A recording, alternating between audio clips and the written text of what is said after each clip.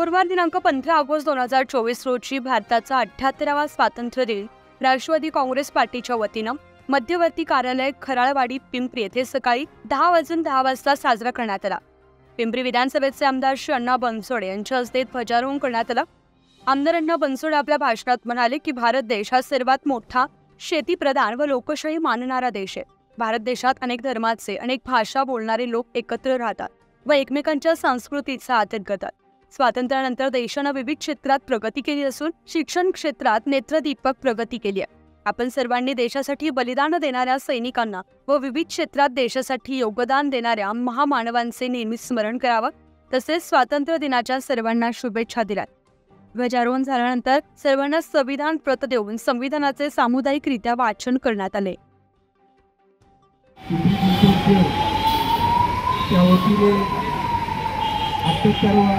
स्वातंत्र्य दिनाच्या निमित्ताने ध्वजारोहणासाठी या ठिकाणी उपस्थित असलेले राष्ट्रवादी काँग्रेस पक्षाचे सर्व अध्यक्ष सर्व संघ पदाधिकारी, आज आपण स्वातंत्र्य दिनाचा 78वा दिवस या ठिकाणी साजरा करत असताना या ठिकाणी उपस्थित असलेल्या सर्व पदाधिकाऱ्यांना तसेच पिंपरी सर्व नागरिकांना स्वातंत्र्य दिनाच्या मनापासून हार्दिक शुभेच्छा देतो।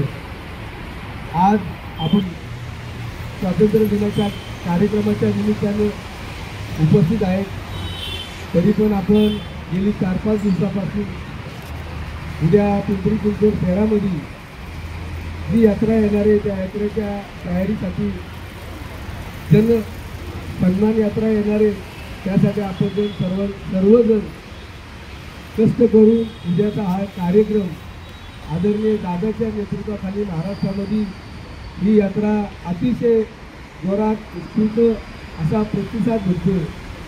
वास्तविक बघितलं तर खरं तर पिंपरी चिंचवड शहराचा चेहरामोहरा बदलण्याचं काम आदरणीय दादांनी केलेलं आहे। आज आपल्या पिंपरी चिंचवड शहरामध्ये उद्या ही यात्रा येणार आहे।